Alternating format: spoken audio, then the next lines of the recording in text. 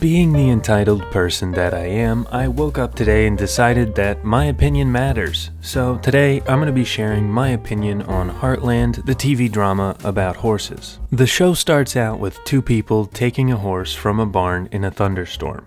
They don't say who these people are, and then they get in a car crash and die. Well, one of them does. The horse and the main character, Amy, don't die, which makes sense because they're the main characters. The main problem in the first episode is that one sister wants to run the farm like a business, and the other doesn't. We later learn that she wants to run it like a business because money-wise, they're in the fucking toilet. Then a guy revs his truck at the horses and Amy gets really mad. But it turns out he's a new employee at her farm and he's on probation. But that's not all, he's also super hot and plays the guitar. Then out of the blue, one of my favorite lines ever is said. Hey, what's the deal with the babes?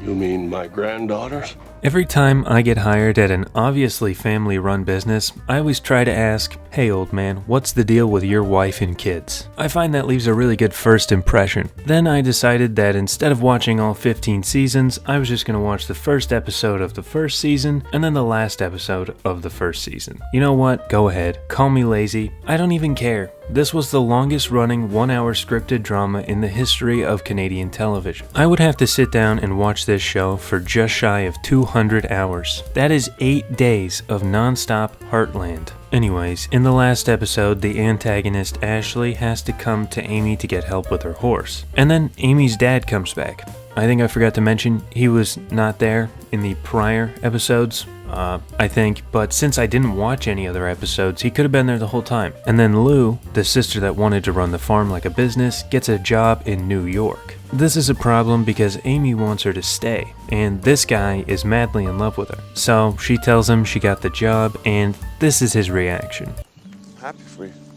Really? That's what you wanted. I'll never forget how upset you were that day when you lost your job there. That's where you belong. Oh, okay, but We need to celebrate. yeah, maybe we could go out. Absolutely.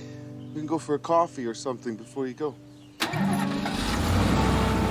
Hey, hot guy's off probation though. I'm entitled to say, Ty Borden, that you've completed your probation period successfully.